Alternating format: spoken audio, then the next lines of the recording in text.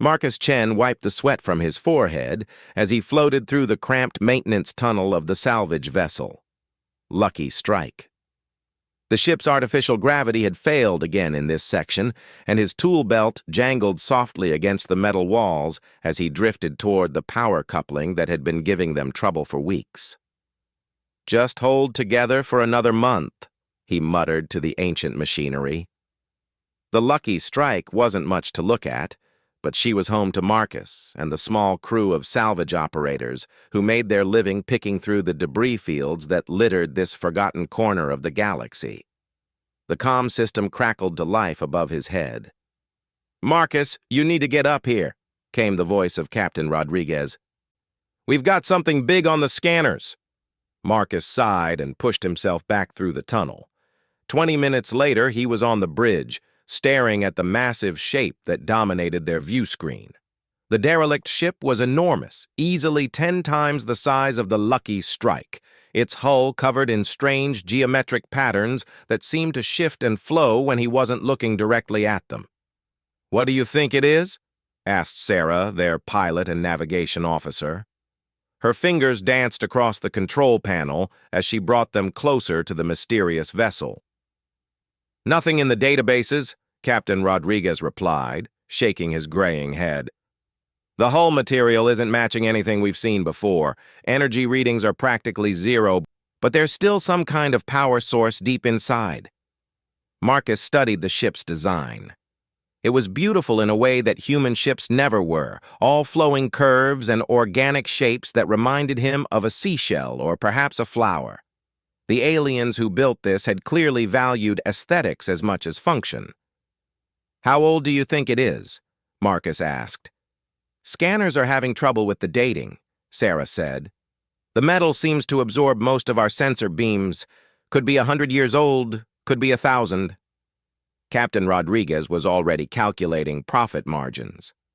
Regardless of age, a ship that size has to have valuable salvage. "Marcus, I want you to suit up and take a look inside.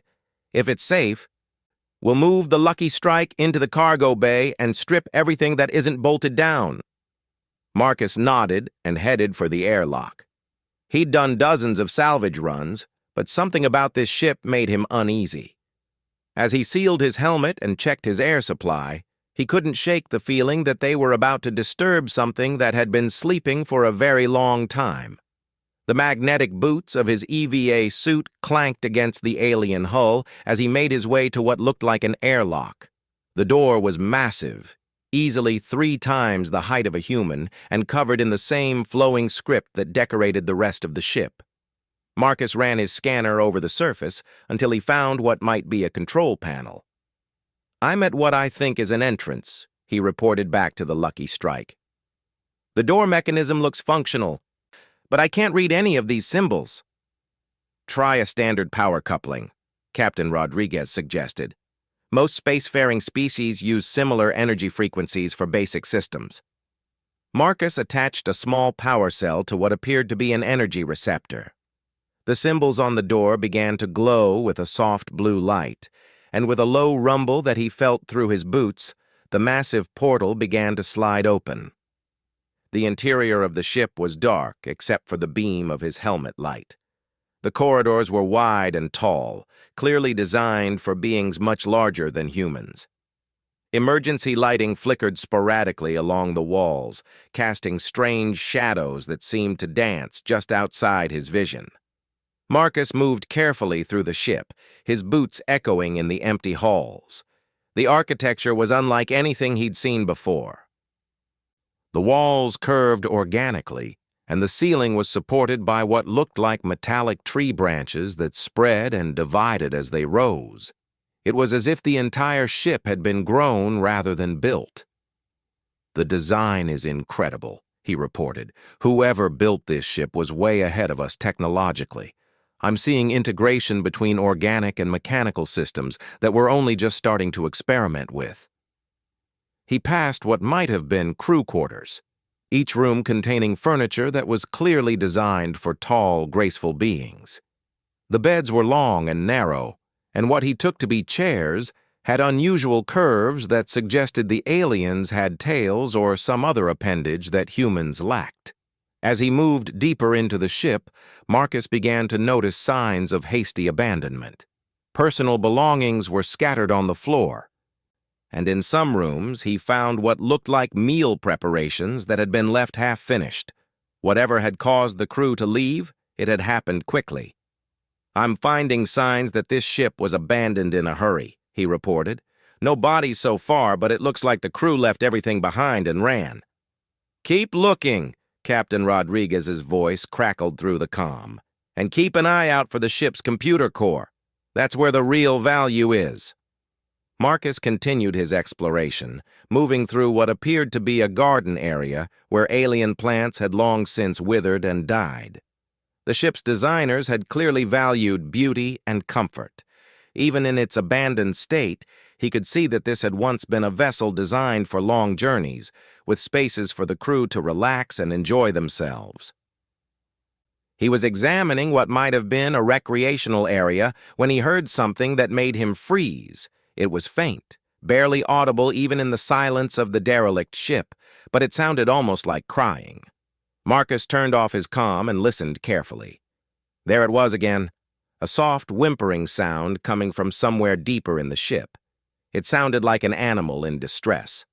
Against his better judgment, Marcus began following the sound. The corridors in this section of the ship were narrower and more utilitarian, suggesting he'd moved into the engineering or storage areas. The crying grew louder as he approached what appeared to be a cargo bay. The door to the bay was partially open, and Marcus squeezed through the gap.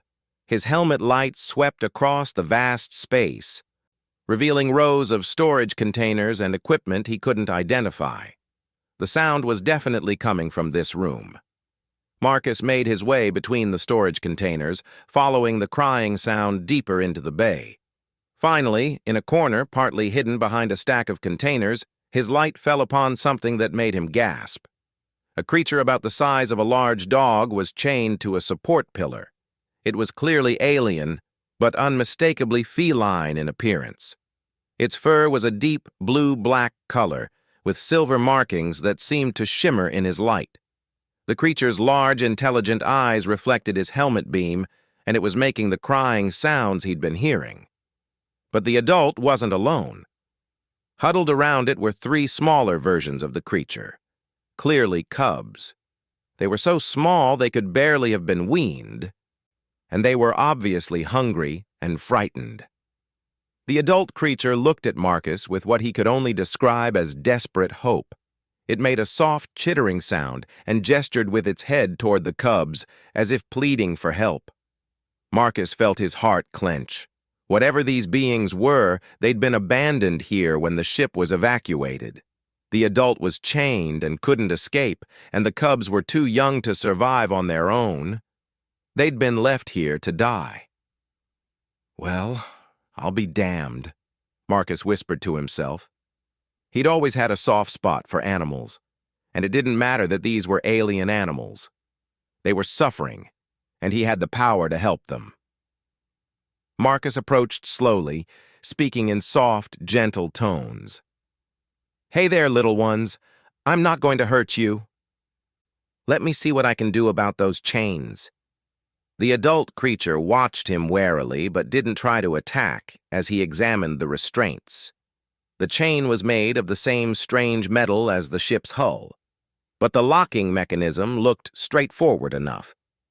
Marcus pulled out his plasma cutter and carefully began working on the chain where it connected to the pillar. As he worked, he found himself talking to the creatures.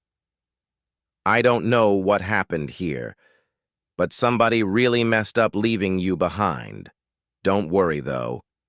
Marcus Chen doesn't leave anyone behind, not even alien cats." The plasma cutter made quick work of the chain, and the adult creature was free for the first time in who knows how long.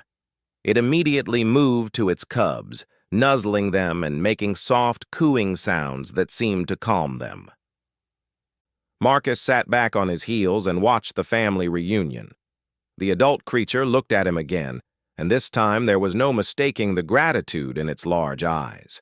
It approached him slowly and, to his amazement, gently touched its forehead to his helmet in what seemed like a gesture of thanks. "You're welcome," Marcus said softly. "Now let's get you all out of here and somewhere safe." He activated his comm system. "Captain, I'm going to need some time down here. I found something that changes everything." "What kind of something?" came the reply. Marcus looked at the alien family, now huddled together but looking at him with trust rather than fear.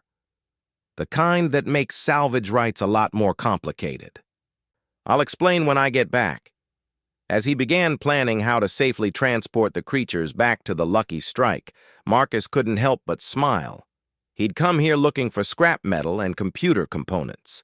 Instead, he'd found something far more valuable, a chance to do the right thing, even when no one was watching. Marcus spent the next hour rigging up a safe transport for his unexpected passengers.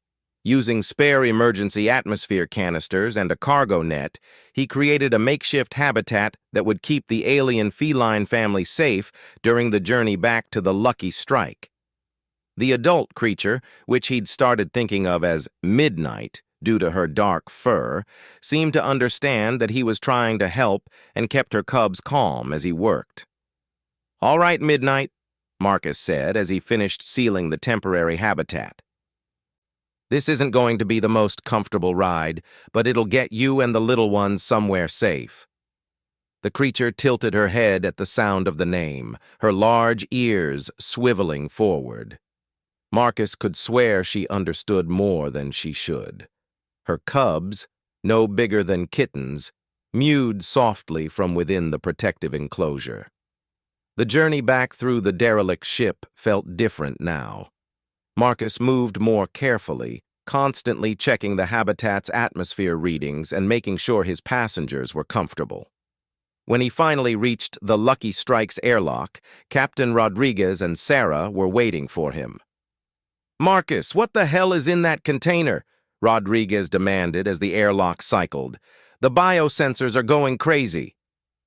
"Survivors," Marcus replied simply as he guided the habitat into the ship's cargo bay. "4 of them, a mother and 3 cubs." Sarah's eyes went wide as Marcus opened the habitat and the alien family emerged. Midnight stepped out first, her movements graceful despite the lower gravity of the human ship. She was even more magnificent in proper lighting, her fur rippling with colors that seemed to shift from deep blue to silver depending on the angle. "My God," Sarah breathed, "they're beautiful." The cubs tumbled out behind their mother, immediately beginning to explore their new surroundings with the fearless curiosity of young animals everywhere.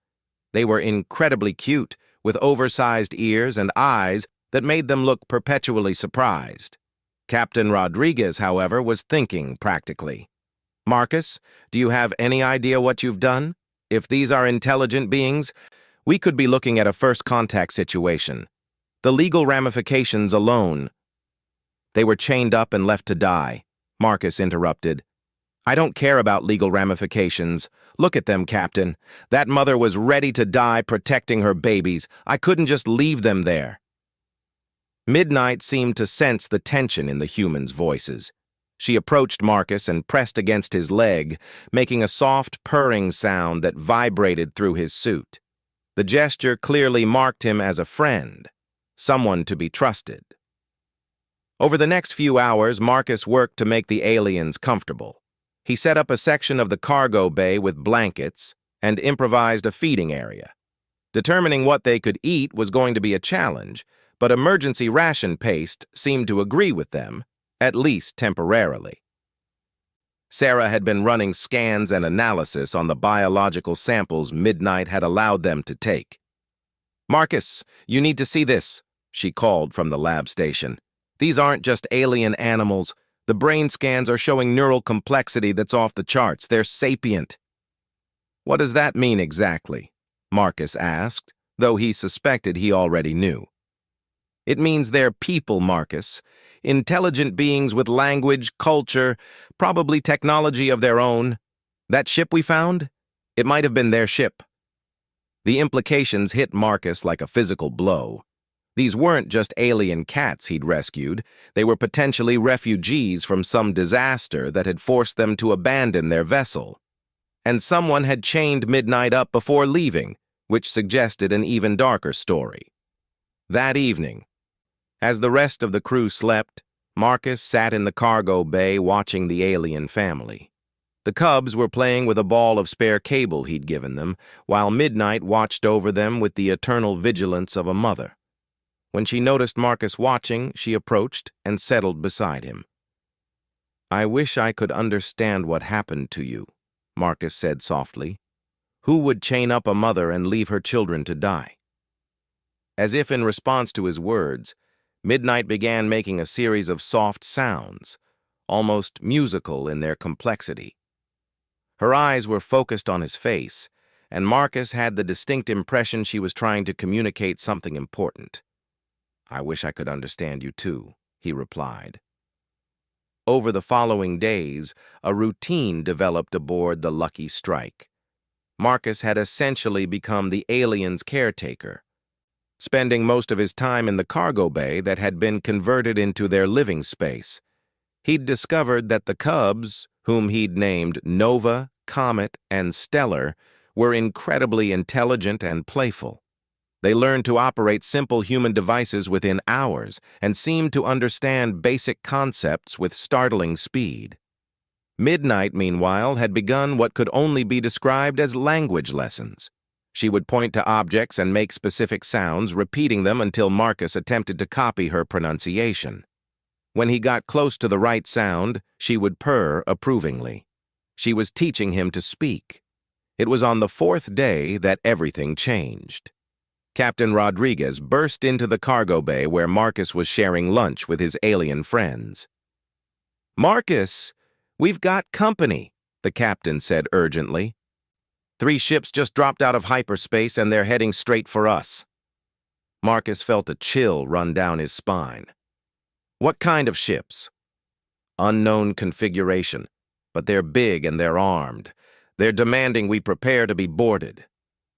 Midnight had gone rigid at the sound of the captain's urgent tone. When she saw the fear in Marcus's eyes, she let out a low growl that made the hair on his arms stand up. The cubs immediately ran to their mother, sensing danger. "They're scanning us," Rodriguez continued, "looking for something specific."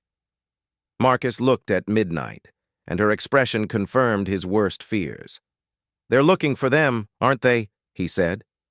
"The people who chained you up and left you behind, they've come back." Midnight made a complex series of sounds, her tone urgent and frightened. She moved to the cubs and began what looked like an attempt to hide them. "Captain," Marcus said, his voice steady despite the fear growing in his chest, "I need you to listen very carefully. I don't think we're dealing with a rescue mission here. I think we're dealing with slavers who've come back for property they left behind." Rodriguez's face went pale. "Marcus, you can't be serious." "Look at her, Captain. Look at how terrified she is. Someone chained up an intelligent being and left her to die with her children.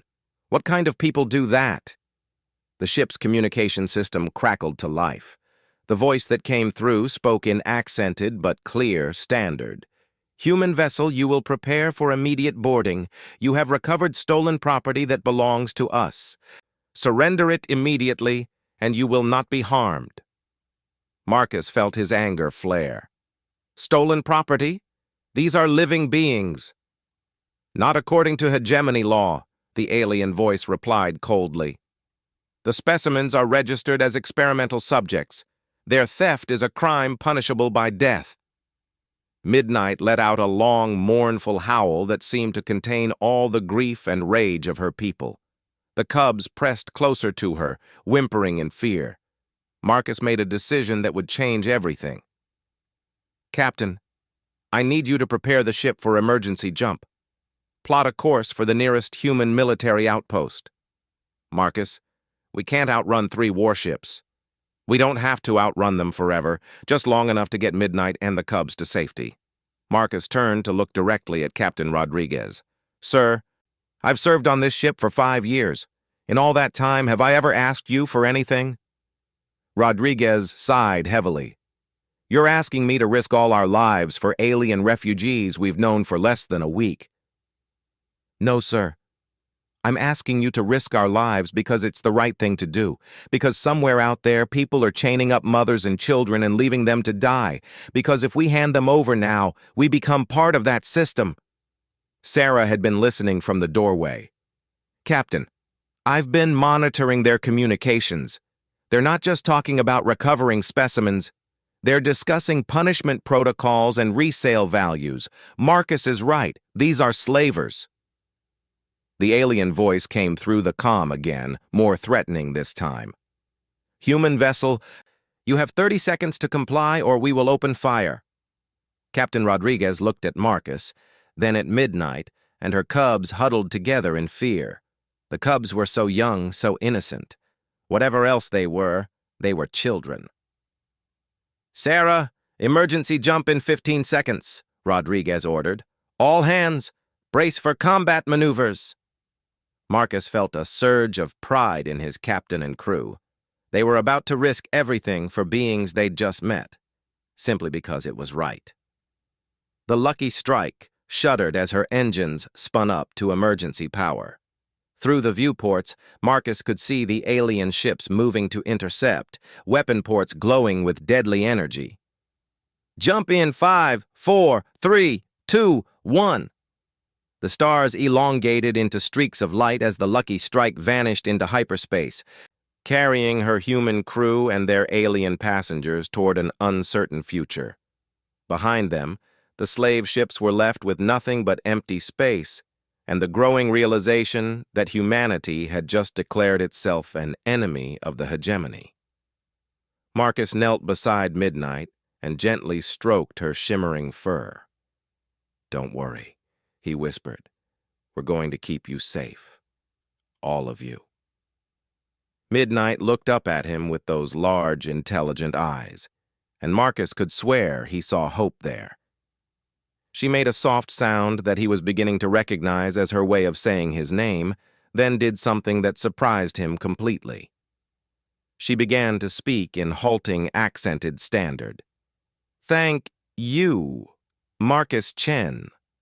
The words were barely recognizable, but they were unmistakably human language. Midnight had been learning from their interactions, storing every word, every phrase, waiting for the moment when she could finally communicate directly. You can speak our language? Marcus asked in amazement. Learn. Fast, Midnight replied, her voice growing stronger with each word. Tell you. Much. Warn you. Hegemony very dangerous. They not forgive. What you do today. Marcus felt a chill at her words, but also a fierce determination. The hegemony might be powerful, but they'd never faced angry humans before, and Marcus was starting to get very angry indeed. Let them come, he said quietly. They're about to learn what happens when you mess with Earth's children, even the adopted ones. 3 days later, the Lucky Strike dropped out of hyperspace near Frontier Station Kepler, a massive human military outpost that served as the forward base for Earth's expansion into the outer territories. Marcus had spent most of the journey learning from Midnight, whose grasp of human language improved dramatically with each conversation. What he'd learned had shaken him to his core. The hegemony was a vast alliance of species that controlled most of the known galaxy. They were slavers, but not in any crude sense that humans might imagine. Instead, they practiced what they called species optimization, taking members of primitive races and using advanced technology to enhance them for specific purposes. Some became workers, others soldiers, and some, like Midnight's people, became experimental subjects for biological research. Midnight's real name was Zarathes, and she had once been an engineer aboard the ship they'd found. Her people, the Veltar, had been spacefaring for centuries before the hegemony found them. The ship was a refugee vessel, carrying the last survivors of her homeworld after the hegemony had strip-mined it into uninhabitable rock. My cubs, Zarathes had explained in her increasingly fluent standard. They were born in chains. Never see sky of our world. Never run free in the crystal forests of Veltara. The cubs, whose real names were Kessara, Threndal, and Miraneth, had been intended for something called the Integration Project, where young aliens were surgically and genetically modified to serve as perfect servants and companions for hegemony elite. The thought made Marcus physically ill. As the Lucky Strike approached Frontier Station Kepler, they were immediately surrounded by human patrol ships. Captain Rodriguez had sent ahead detailed reports about their situation, and apparently, word had reached all the way to Earth Command. Salvage vessel, Lucky Strike. This is Admiral Chen of the 5th Fleet. Permission to come aboard. Marcus did a double take at the comm. Did he just say Admiral Chen? Captain Rodriguez grinned.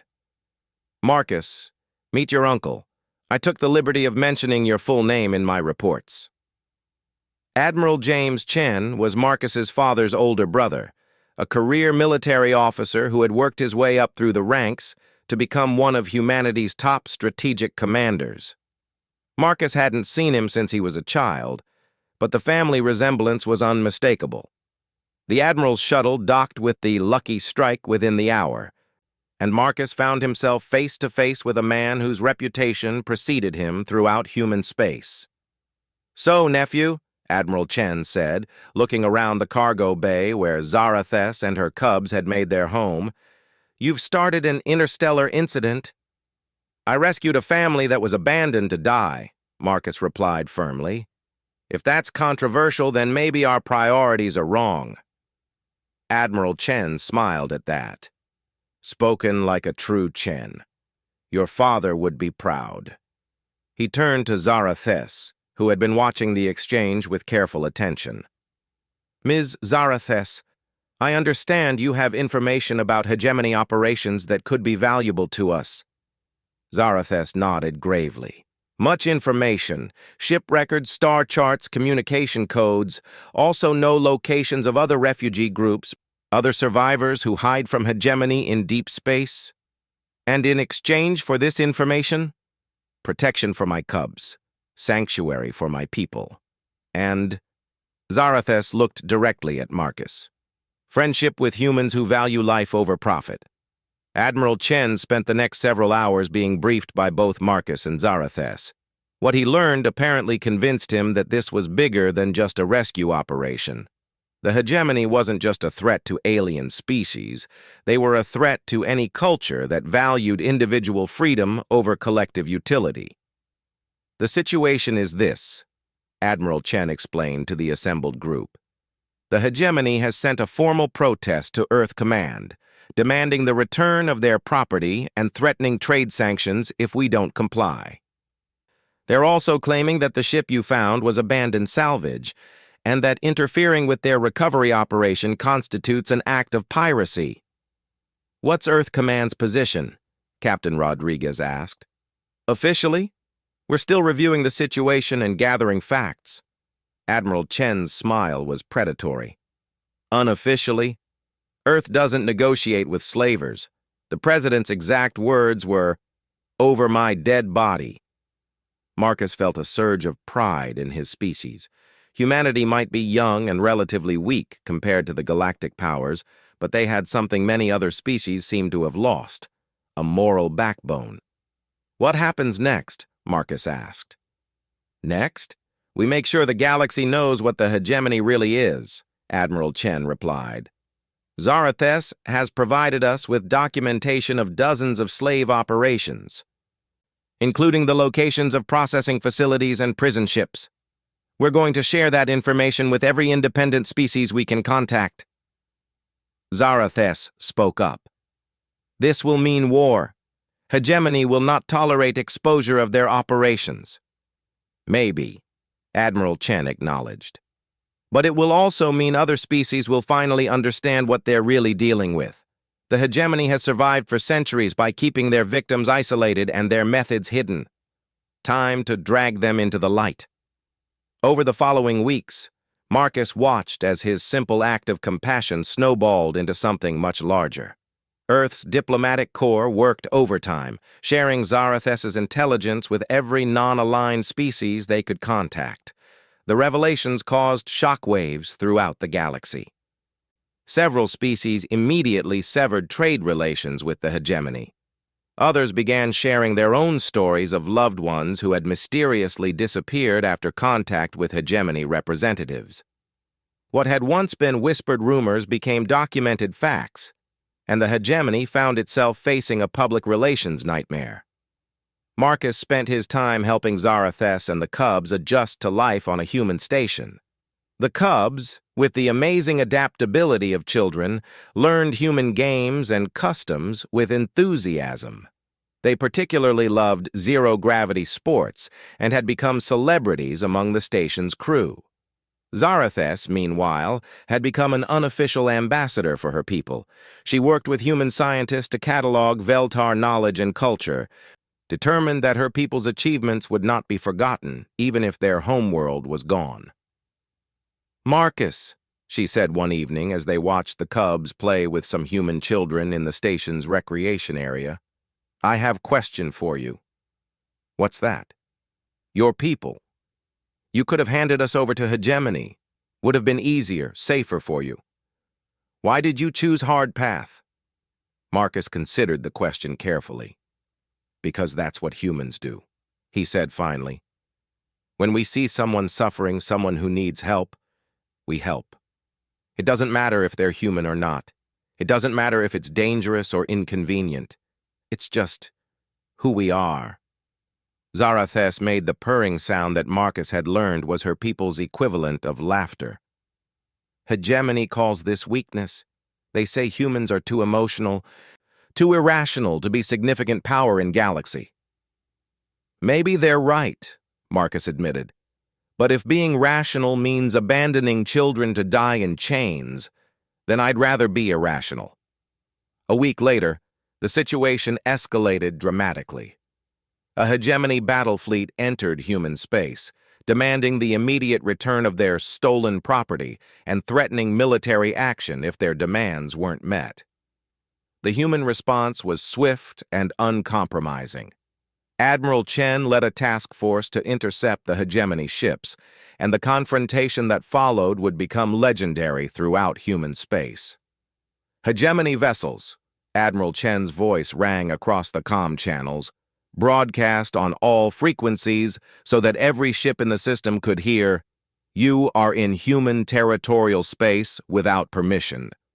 You will withdraw immediately or face the consequences." The hegemony admiral's response was arrogant and dismissive. "Humans are a minor species with no authority to threaten the hegemony. Return our property or face destruction." Admiral Chen's reply was calm, measured, and absolutely terrifying. "Admiral, you seem to be operating under a misunderstanding. You don't have property here. You have former slaves who are now under the protection of humanity, and humanity protects its own." The battle that followed was brief, but decisive. Human ships might have been outnumbered, but they fought with a fury and determination that the hegemony had never encountered. Ship after ship disabled or destroyed, the hegemony fleet retreated after less than an hour of combat. But the real victory came in the aftermath.